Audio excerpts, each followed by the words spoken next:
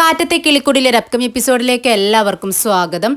രാത്രി കിളിക്കൂട്ടിൽ എല്ലാവരും ഭക്ഷണമൊക്കെ കഴിച്ചു കഴിഞ്ഞ് സംസാരിച്ചുകൊണ്ടിരിക്കുകയാണ്. ഇതേ സമയം നികേഷ് മാത്രം ആകെ ടെൻഷനോട് കൂടി ഒന്നും മിണ്ടാതിരിക്കുന്നുണ്ട്. ഇത് കണ്ട് സുഭാഷ് ഏട്ടനും നിധിക്കുമൊക്കെ ആകെ വിഷമാവുകയാണ്. അങ്ങനെ നികേഷിനെ സന്തോഷിപ്പിക്കാൻ വേണ്ടി നിധിയും സുധീഷും ഹരീഷും ഒക്കെ പാട്ടുപാടി ഡാൻസ് കളിക്കുകയാണ്. അതിനുശേഷം തളർന്ന് എല്ലാവരും കിടന്നുറങ്ങുന്നുണ്ട്.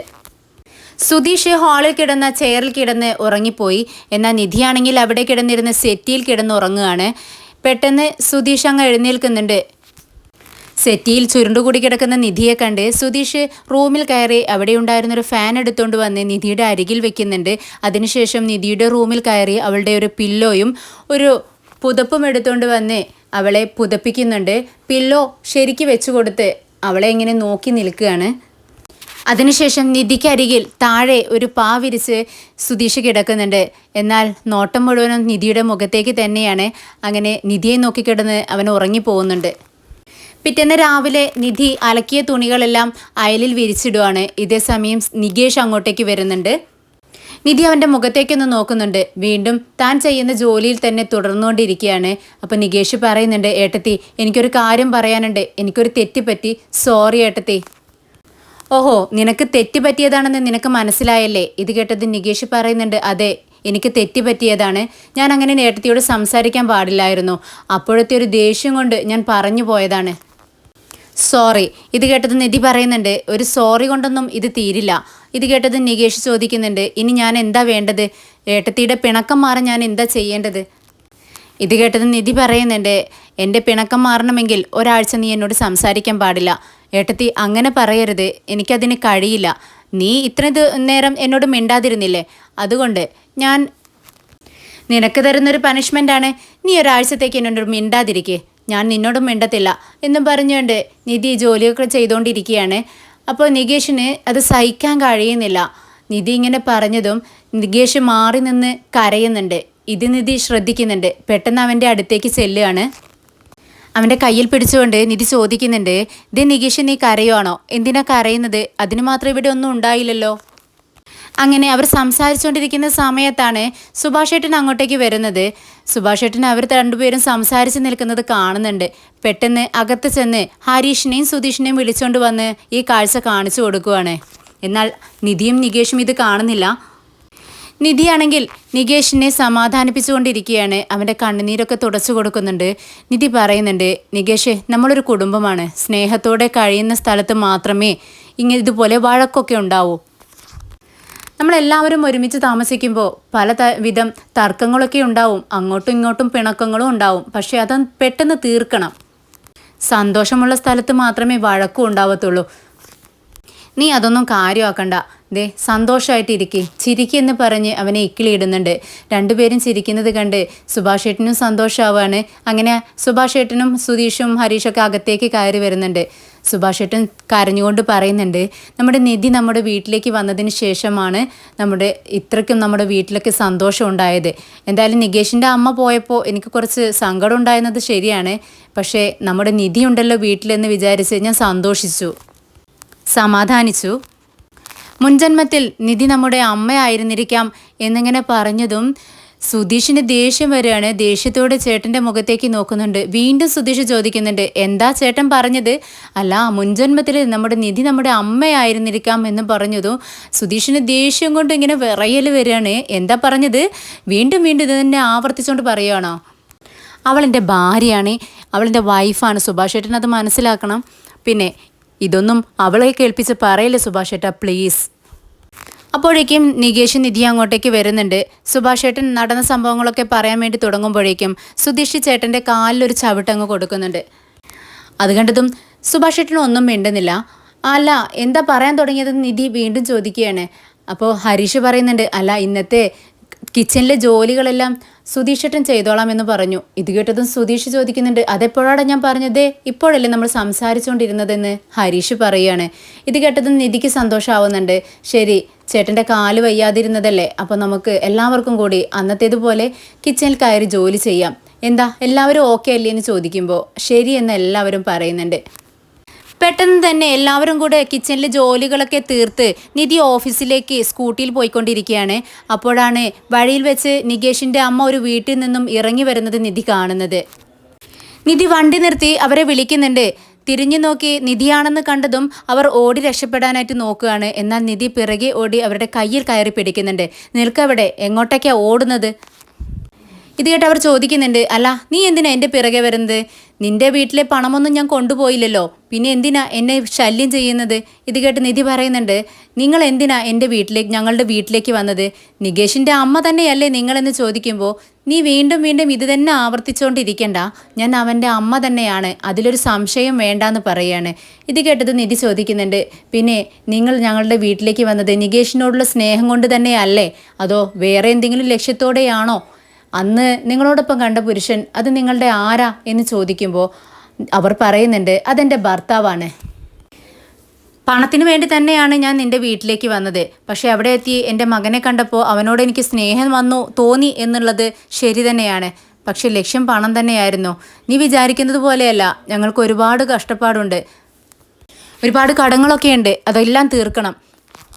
കൂടാതെ ഞാൻ നികേഷിനോടൊപ്പം നിൽക്കുന്നത് എൻ്റെ ഭർത്താവിന് ഇഷ്ടമല്ല. ഇത് കേട്ട് നിധി ചോദിക്കുന്നുണ്ട്, അല്ല നിങ്ങളും അച്ഛനും തമ്മിൽ പിരിയാൻ കാരണം എന്താ? നിങ്ങൾ വേറെ വിവാഹം കഴിച്ചത് കൊണ്ടാണോ അച്ഛന് നിങ്ങളോട് ഇത്രയ്ക്ക് ദേഷ്യം? ഇത് കേട്ടതും ആ സ്ത്രീ പറയുന്നുണ്ട്, അത് നിനക്ക് അച്ഛനോട് തന്നെ ചോദിക്കാമായിരുന്നില്ലേ, എന്നോടെന്തിനാ ചോദിക്കുന്നത്? എനിക്ക് പറയാൻ മനസ്സില്ല. ഇത് കേട്ടതും നിധി പറയുന്നുണ്ട്, നിങ്ങളത് പറഞ്ഞിട്ട് ഇവിടെ നിന്ന് പോയാൽ മതി, അല്ലാതെ പോകാൻ ഞാൻ സമ്മതിക്കില്ല. അച്ഛന് നിങ്ങളോടുള്ള ദേഷ്യത്തിൻ്റെ കാരണം എന്താണ്? എൻ്റെ മകനെ അവരോടൊപ്പം വിട്ടുപോയാൽ അവർക്ക് പിന്നെ എന്നോട് ദേഷ്യമുണ്ടായിരിക്കില്ലേ? ഇത് കേട്ടത് നിധി ചോദിക്കുന്നുണ്ട്, നിങ്ങളുടെ മകനോ? നികേഷ് നിങ്ങളുടെ രണ്ടുപേരുടെയും മകനെയല്ലേ?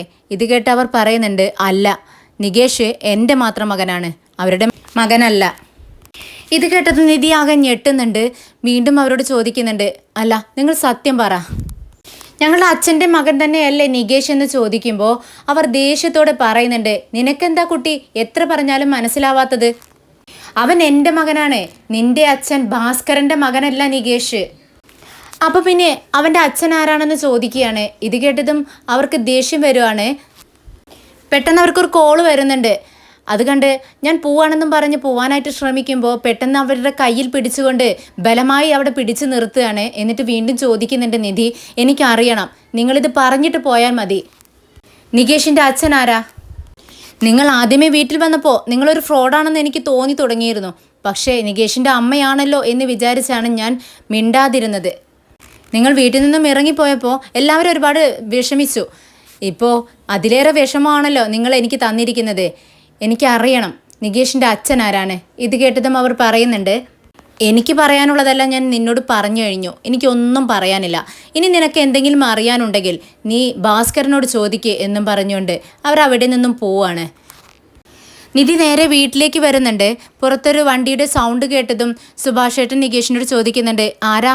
നിധിയുടെ വണ്ടി പോലെ ഉണ്ടല്ലോ മോനെ, നീ ഒന്ന് നോക്കിന്ന് പറയുമ്പോൾ ആ അതെ സുഭാഷേട്ടാ, ഏട്ടത്തി തന്നെയാണെന്നും പറഞ്ഞുകൊണ്ട് അവർ രണ്ടുപേരും പുറത്തേക്ക് ഇറങ്ങുവാണ്.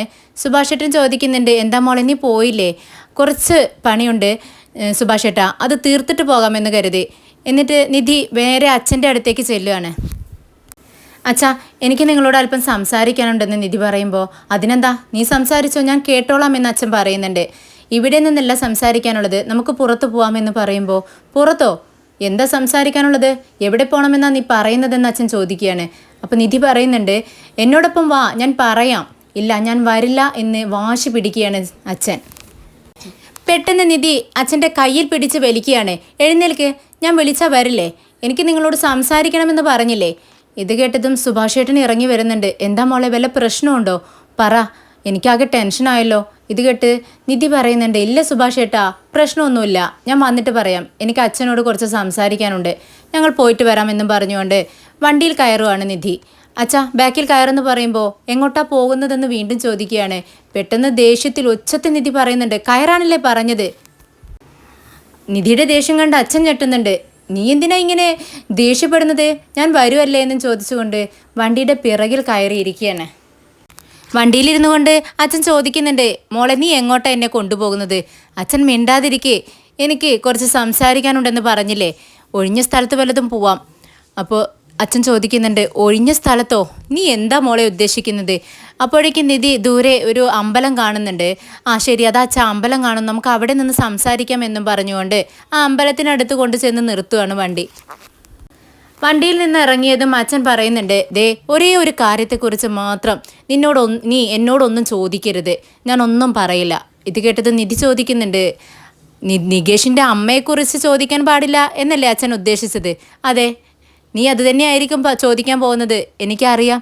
എന്നാൽ ശരി മോളെ, ഞാൻ പോട്ടെ എന്നും പറഞ്ഞുകൊണ്ട് അച്ഛൻ തിരിഞ്ഞു നടക്കുകയാണ്. നിധി പെട്ടെന്ന് നിൽക്കച്ഛ എന്നും പറഞ്ഞുകൊണ്ട് അച്ഛൻ്റെ മുന്നിൽ കയറി നിൽക്കുകയാണ്. ഞാൻ ചോദിക്കുന്ന ചോദ്യങ്ങൾക്കൊക്കെ മറുപടി പറഞ്ഞിട്ട് അച്ഛൻ പോയാൽ മതി. ദേ അച്ഛൻ്റെ മകനല്ലല്ലോ നികേഷ്, എനിക്കതെല്ലാം മനസ്സിലായി. അതിന് പിറകിലുള്ള സത്യം എന്താ അച്ഛാ, എനിക്കത് അറിയണം.